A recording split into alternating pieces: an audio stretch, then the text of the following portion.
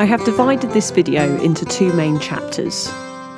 Chapter 1, Carving Safety, and Chapter 2, Sharpening Your Knife. In other words, Chapter 1 is really about how to look after yourself when you're carving, whereas Chapter 2 is about how to look after your knife. So, Chapter 1, Carving Safety. Let's start by looking at knife holds. There are two knife holds that I use in these tutorials.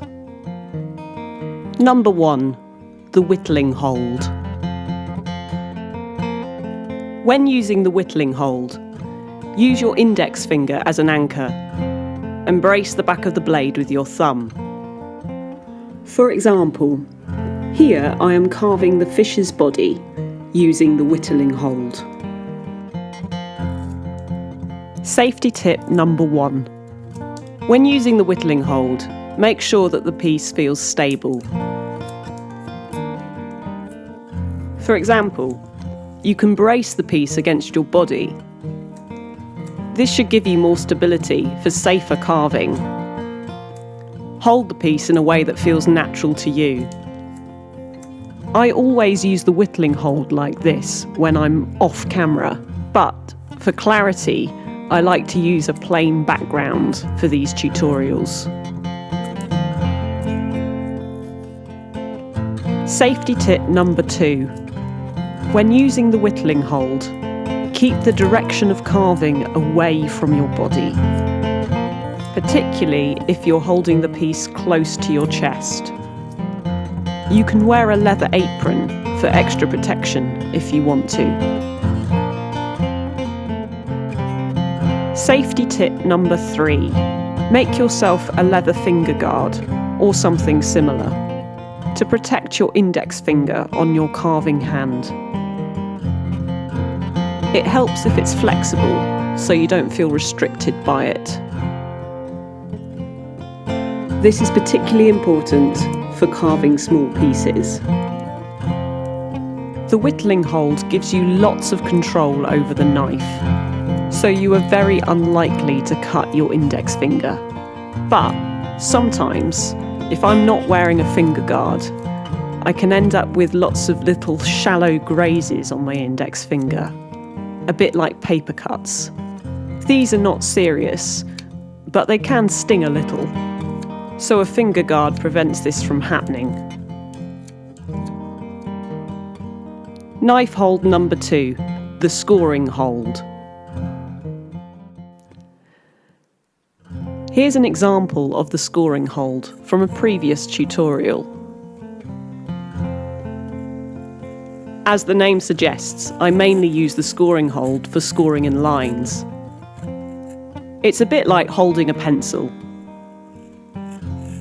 Safety tip numbers 4 and 5. Don't put too much pressure on the blade, in case it slips. And always keep your spare hand away from the direction of scoring. Here's another example of the scoring hold from the hair tutorials.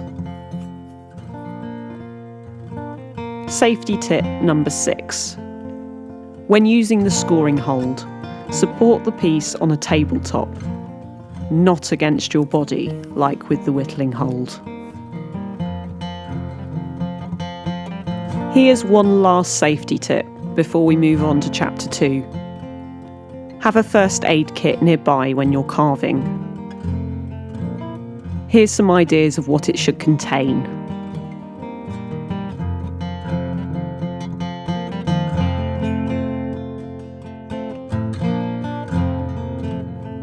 Chapter 2, Sharpening Your Knife. This chapter will show you how to strop your knife and how to look after it.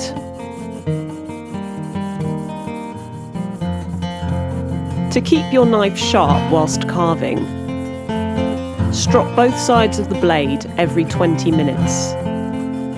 Start by dressing the strop with compound.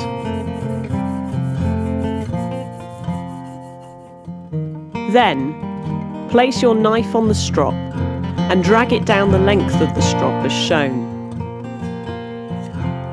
Repeat this stroke about 20 times. That's 1 stroke for every 1 minute of carving. Here's an important tip. When stropping, the bevel of the blade must be flush with the surface of the strop. There shouldn't be a gap between the edge of the blade and the surface of the strop. After stropping, the surface of your strop may look shiny. This is where tiny particles of metal have rubbed off onto the surface. Now strop the other edge of the knife. You can redress the strop or flip it around. Again, repeat the stroke about 20 times.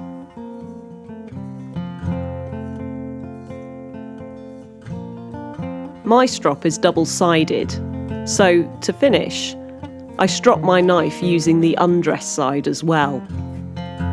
This adds an extra level of polish to the blade. To finish, here are some quick tips on knife and chisel care. Do store your tools in an oily cloth to keep them from rusting. Do strop your tools every 20 minutes. That's 20 strokes for every 20 minutes of carving. Avoid using metal clamps or vices. If your tool hits into metal, it'll dent the carving edge. Avoid sanding, then returning to carving. The grit from the sandpaper will lodge in the surface of your piece, and then dent the carving edge of your tools. Leave all sanding till after you've finished carving, if possible. Or you can remove particles of sandpaper with a coarse brush, like a toothbrush. This concludes safe tool handling and sharpening.